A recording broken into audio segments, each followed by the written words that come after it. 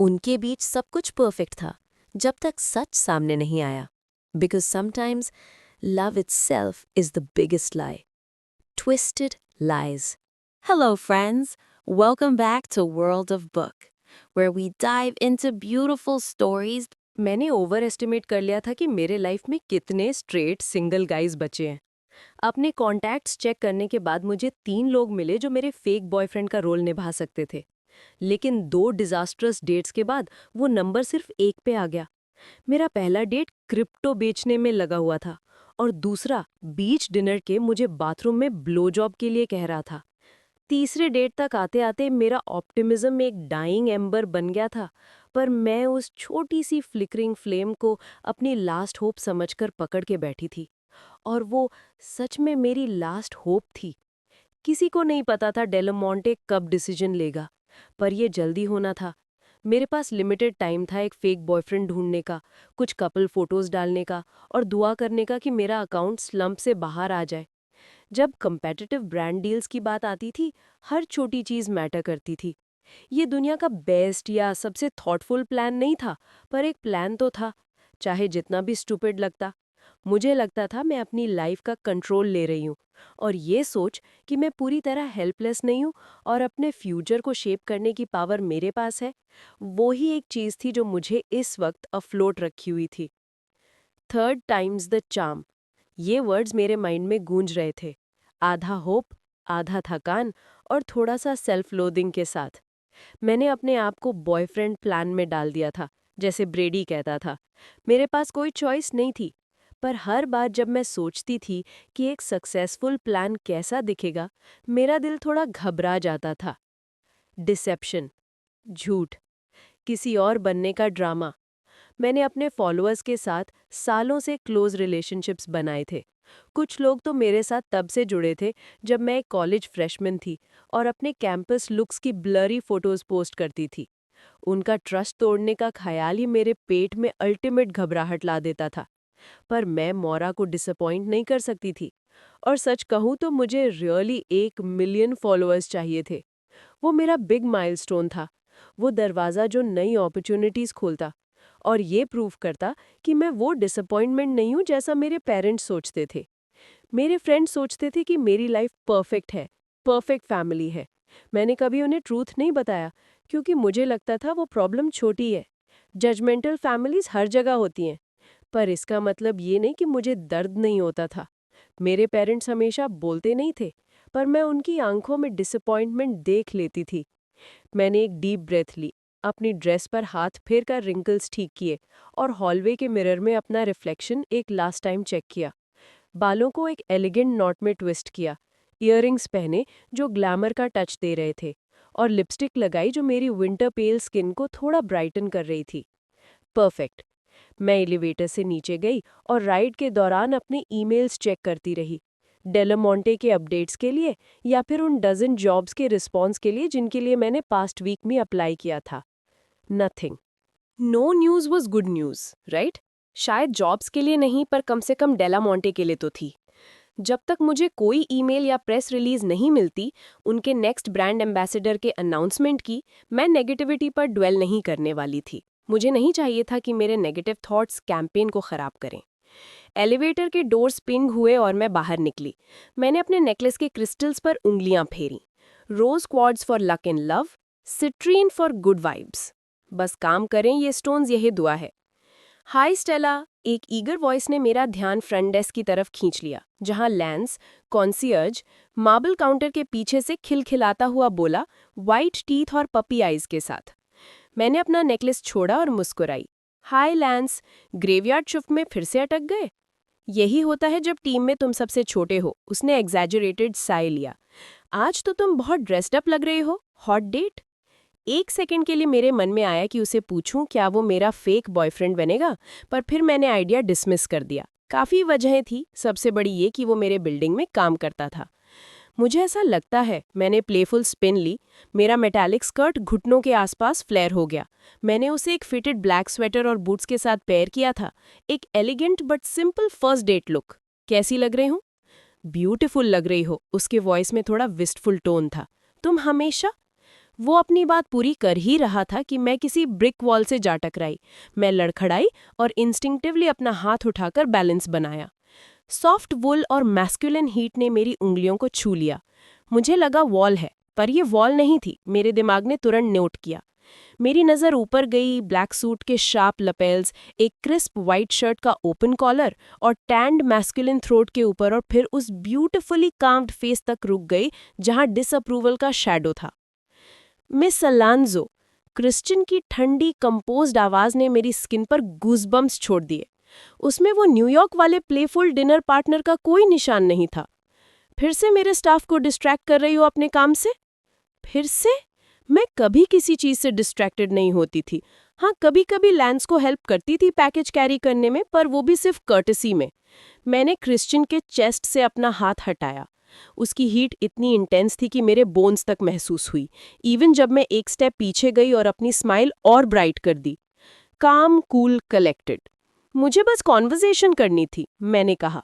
मुझे लैंस की ओपिनियन चाहिए थी, पर तुम यहाँ हो तो तुमसे ही पूछ लेती हूँ। मैंने स्पिन ली।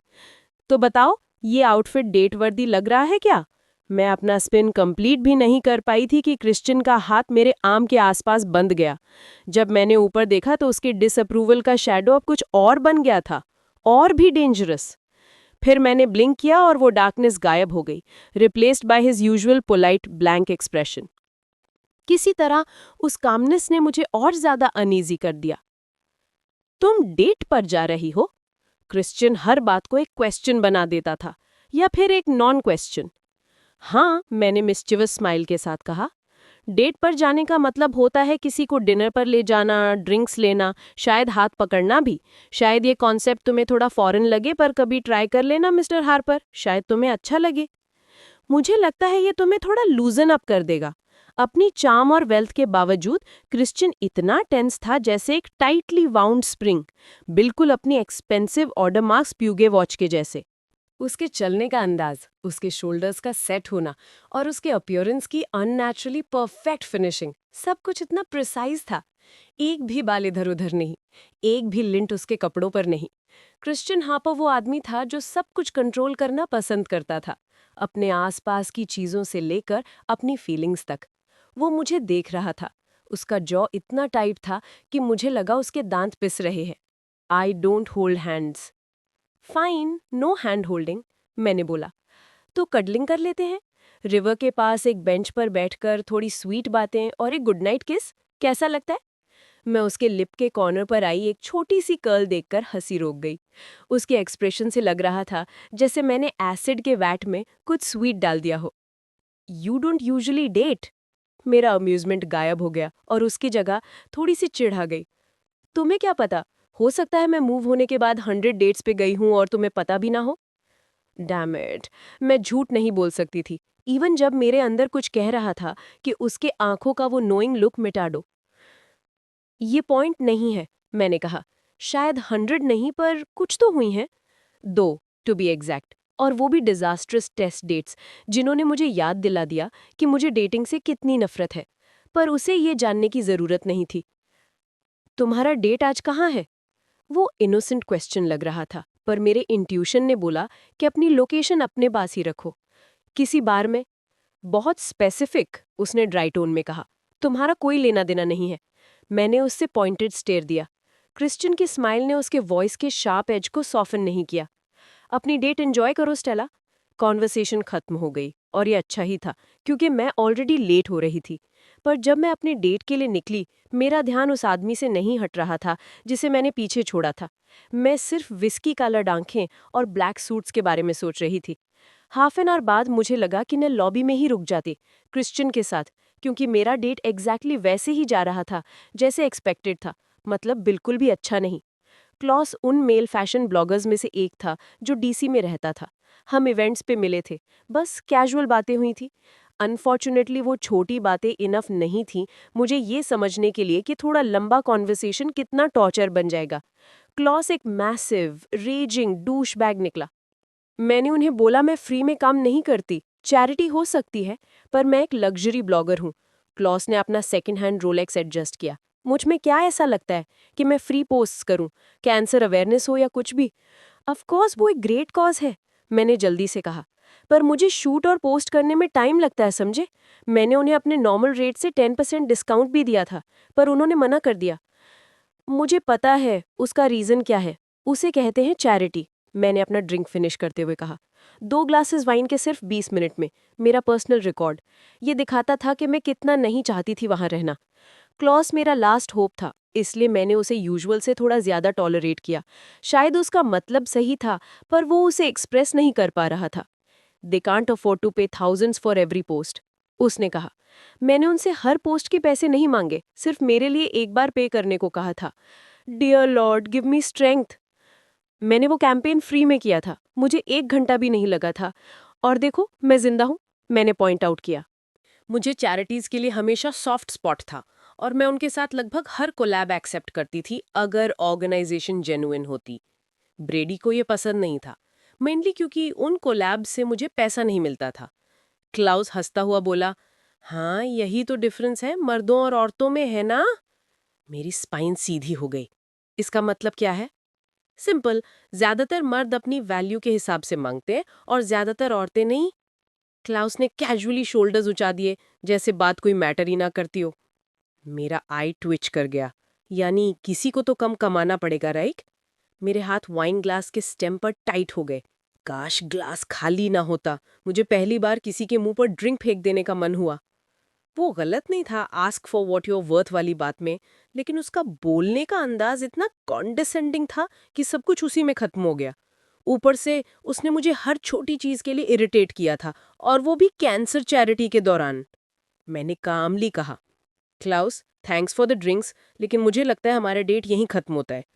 वो हेयर के स्ट्रैंड से खेलते हुए रुक गया और घुरकर बोला, एक्सक्यूज मी, हम कंपैटिबल नहीं हैं और मुझे अपना टाइम वेस्ट नहीं करना। मुझे तो क्रिश्चियन लूबुटिन हील से अपनी आंख निकाल लेना ज्यादा पसंद होगा तुम्हारे साथ एक और मिनट बिताने से, मैंने मन में सोचा। क्लाउस का चेहरा गुस्से से लाल हो गया। जो भी हो, मैं तो सिर्फ दया से रुक गया था। वैसे भी तुम इतनी हॉट नहीं हो जितना लोग कहते हैं। मुझे मत सिखा। तू वो बंदा है जो फेक फॉलोअर्स खरीदता है और अपने पोस्ट्स पे खुद कमेंट करता है अपनी तारीफ में, मैंने मन में कहा, लेकिन कॉन्फ्रंटेशन अवॉइड कर ली। अगर मेरे पास हर चुप रहने वाले कमबैक के बदले एक पेनी होती तो मुझे डेलामोंटे डील की जरूरत नहीं पड़ती, मैं तो मिलियनेयर होती। मैं तब तक वेट करती रही जब तक क्लाउस अपनी हेवी कोलोन और एटीट्यूड के साथ वहां से गया नहीं। फिर मैंने अपना फेस हैंड्स में छुपा लिया। क्लाउस के जाने के बाद ऑफिशियली मेरे पास एक भी डिसेंट बॉयफ्रेंड के प्रॉस्पेक्ट्स नहीं बचे थे। ना फेक बॉयफ्रेंड, ना फॉलोअर ग्रोथ, ना डेलामोंटे डील, ना पैसा, ना मोरा के लिए कोई केयर। मेरे थॉट्स एक जंबल्ड स्ट्रीम जैसे भीग गए। क्या फेक बॉयफ्रेंड के बिना अकाउंट ग्रो करने का कोई और तरीका था? शायद। क्या सिर्फ अकाउंट ग्रो करके मुझे डेलामोंटे डील मिल सकती थी? नहीं। लेकिन जैसे ही ब्रेन ने एक आइडिया पकड़ा, उसे छोड़ना ऐसे था जैसे टूथपिक से सेफ तोड़ना चाहती हूँ। ना जॉब, ना कोई कॉल बैक, डेस्परेशन बढ़ती ही जा रही थी। बॉयफ्रेंड आइडिया अजीब लग रहा था, पर एक होप भी दे रहा था। अब वो होप डल हो गई थी, जैसे चमक मिट्टी में मिल गई हो। मैंने पानी पिया, थ्रोट ड्राई लग रहा था और गलत ट्यूब में चला गया तो थोड़ी खांसी भी आई। तभी पीछे से एक आवाज आई। मुझे लगता है वो स्वीट नथिंग्स और गुड नाइट किस अब ऑफ द टेबल हैं। उसकी familiar वॉइस सुन के मेरी स्किन गर्म हो गई। मुझे कूल रहना है, काम, कलेक्टेड। मैंने निगाह लिया और कहा, once is a coincidence, twice is a pattern. तो 3 बार होने पे क्या कहते हो मिस्टर हापर? पहला इनकाउंटर, कार राइड होम। दूसरा, डेलामोंटे डिनर। और अब ये, लॉबी में रन इन। मैं क्रिश्चियन से पिछले 2 हफ्तों में थोड़ा ज्यादा ही बार टकरा चुकी थी, सस्पिशियसली ज्यादा। फेट, उसने कहा, मेरे पास वाले स्टूल पर बैठते हुए।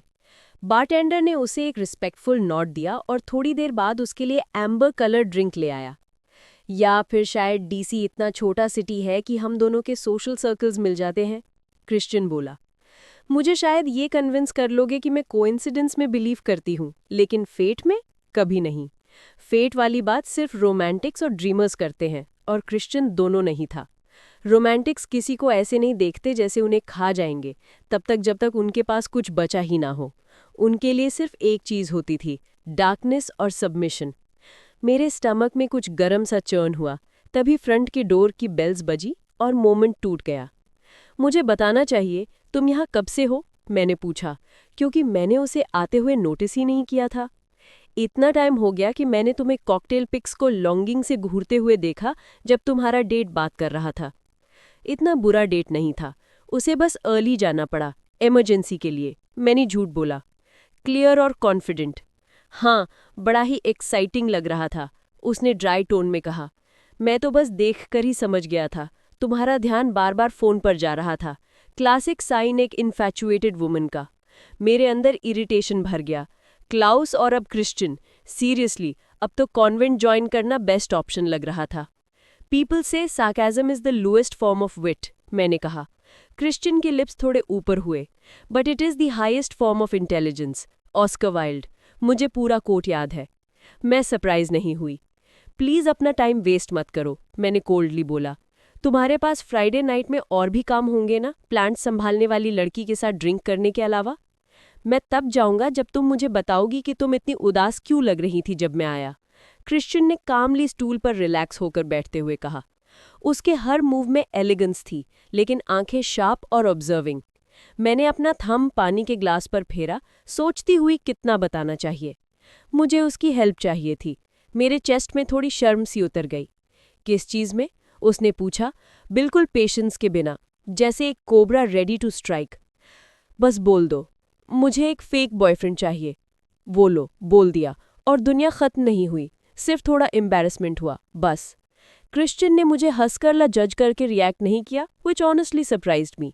अल्कोहल और डेस्परेशन ने मेरे लिप्स खोल दिए थे और मैं सब कुछ बता गई। मोरा, डेलामोंटे, डीसी स्टाइल, सब कुछ। मैं तो ये भी बोल गई कि मुझे जॉब से निकाल दिया गया था। मुझे थोड़ा डर था कि वो मुझे घर से निकाल देगा, क्योंकि अब मेरे पास स्टेडी इनकम नहीं थी, लेकिन मैं अपने वर्ड्स रोक नहीं पाई।